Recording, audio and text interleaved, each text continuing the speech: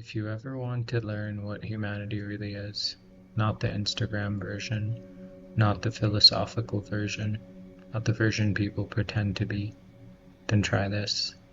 Try driving strangers around for a year and don't lose your soul.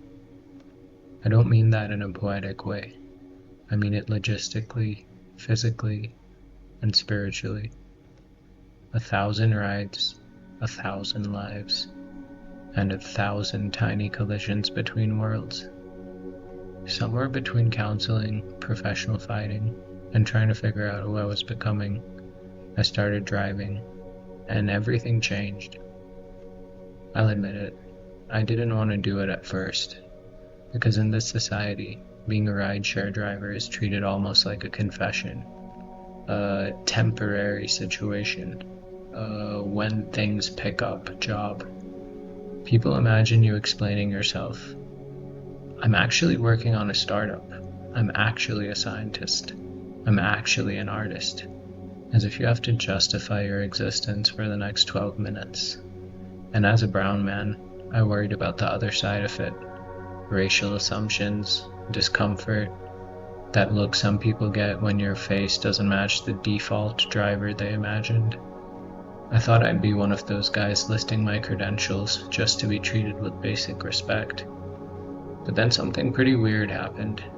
I stopped caring about how people saw me.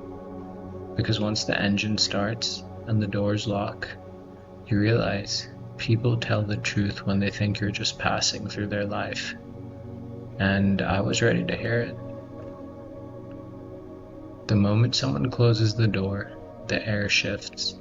There's a silence, or a nervous laugh, or a sigh of exhaustion so heavy it fogs the windows. People don't enter your car. They arrive with whatever they're carrying. Heartbreak, fear, addictions, new beginnings, ego, loneliness, loneliness, loneliness, hope, rage, regret, confusion, sometimes God, or the absence of Him. In 12 minutes of driving, they'll show you more of themselves than their friends see in a year. There are a bunch of stories, but these are the ones that stayed. There was the sorority apocalypse. 7 ASU sorority girls at once, in a Kia Rio designed for 4 adults. They insisted they ordered an XL and were literally gonna die if they were late. One girl climbed into the front seat and another into her lap.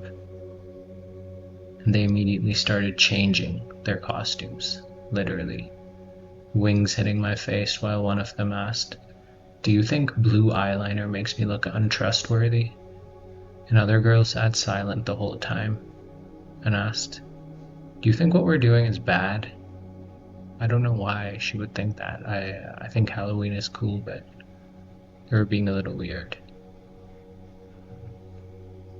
They promised me a surprise if I drove them and risked getting arrested. That's not the kind of tip I was looking for. Then, girl number 6 threw up into girl number 3's lap, and girl 3 screamed as if the universe betrayed her. I pulled over.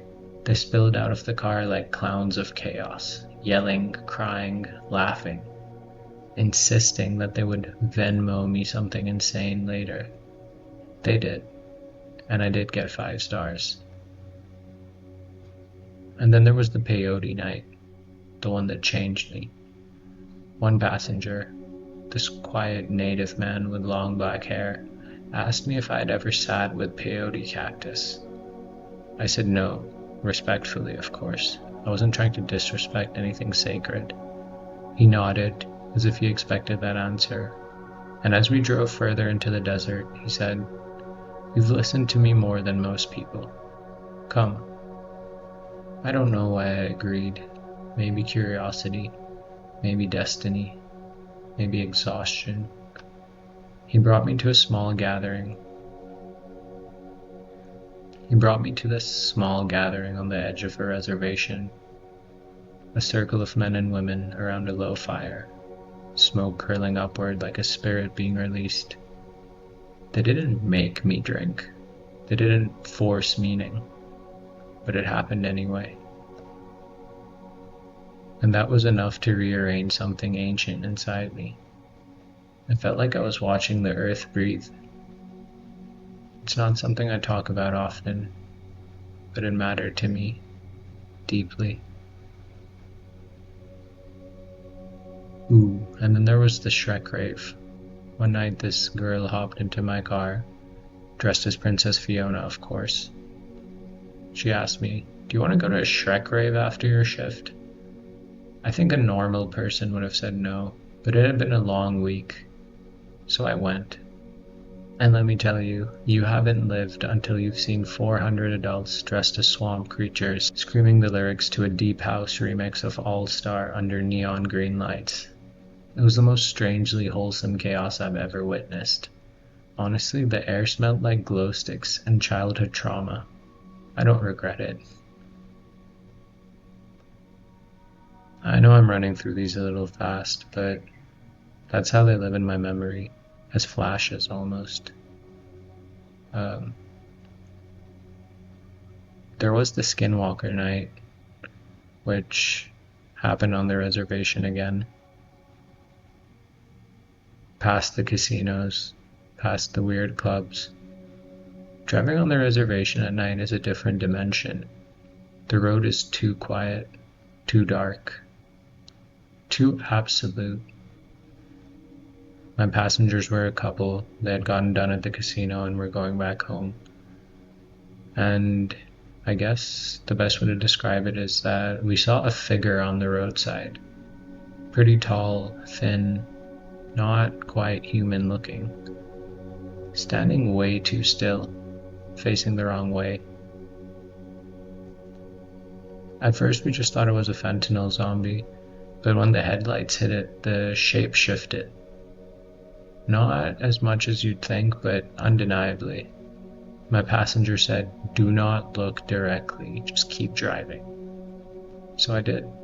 We looked behind us after we had passed, and the thing wasn't there. The air in the car felt weird and electric, like we'd trespassed into something we weren't meant to understand. My passenger said it was normal though, and this was the time of the day or night, I guess, that they were usually out. I don't know who the they is that they were referring to. I guess some things you don't need to explain, you just survive. Oh, and then there was the impromptu wedding. I picked up this young guy in a suit. At first I thought he was going to a frat party, but he had a small bouquet of flowers in his hand. And I looked at the destination and it was to the courthouse in, I think it was Phoenix or Mesa. And he told me his girlfriend was freaking out. I didn't really know what that meant, but he said he was getting married. I said, "Congratulations." We got there. She was pacing outside. It looked like she was shaking. I watched from the car as they argued, hugged, argued again, and then finally walked inside together. Oh, and he paid me to wait for him, which was surprising. But I think they came back 45 minutes later and they told me they were married and I congratulated them. They said it wasn't what they planned, but that it felt real and right. And then I drove them back to their apartment in complete silence. When I looked back, I saw both of them had tears in their eyes. Oh, and then there were the methadone clinic pickups, which were quite often. One of the guys I picked up from there told me he used to be a fighter too, before injury and addiction took everything from him. I didn't tell him I trained, or that I had fought. I just listened. He said something like it wasn't about losing the fight. It was about losing who he was training to become. That kind of hurt to hear. I think it still does when I tell you. Honestly, some passengers treated me like furniture, like a ghost, like an NPC or background character. Others treated me like a friend, or a therapist, or I guess a witness that their soul was begging. A few thought I was white, I guess because they didn't look at my face, or read my name. But the things they said burned through me in ways I'll probably never forget. Driving showed me the cracks in people's masks.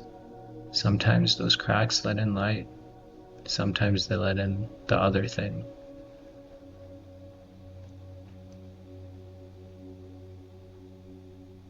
And near misses happen fast. Once I hydroplaned in a storm so violently the car swung sideways. The tires were like screaming and my passenger was screaming louder. The world was tilting in a way that felt like this was it. Death was circling the car, trying to decide if it should get in. We lived though. We laughed afterward. The kind of laugh you only give when you're grateful you still can. We also had tacos after that. Pretty nice passenger. I think driving taught me something sacred, but I guess everything does. You learn more about a person from the way they treat someone serving them than from anything they say. I feel like I met saints, I met demons, I met people trying to outrun both. Some tipped me with cash, some tipped me with cannabis or mushrooms, like I was being initiated into their subculture. Some gave me business advice, some gave me trauma, some gave me silence, but I think all of them gave me humanity. This one guy broke down, saying he didn't know if he could make it through the night. One woman sat silently holding a white stick in her hand like it was a grenade. I later realized it was a pregnancy test, because she left it in the car. It was positive, by the way. There was this pilot who kept looking out of the window as we drove through the desert, and told me he had seen things in the sky that don't match any aircraft. I should probably talk about that one more sometime. He had some interesting stories. Another kid asked me if he should propose, and no, it's not the one who got married at the courthouse. Another man asked me if he should leave his wife. And another woman asked me if God punishes people through coincidence. I remember this teenager who asked if life gets better or if adults are just trained to pretend like it does. I think every answer I gave came from the truth I had that day. I didn't really have any time to rehearse or polish. Just human to human, soul to soul, 12 minutes at a time. 1,000 rides taught me something counseling never did, professional fighting never did, and spiritual reading never did. People are infinitely more fragile and infinitely more sacred than we pretend. Everyone is carrying something. Everyone is trying.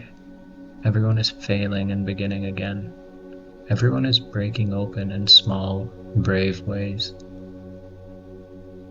And I think the most important thing I learned was that if you treat people like they matter, they show you parts of themselves that prove you right. And since I didn't start this one with a question, I'll ask you one now. If someone rode with you in your car for 12 minutes, what truth would they learn about who you really are? Because it seems like we're all passengers in each other's lives, and every moment is a chance to be more human.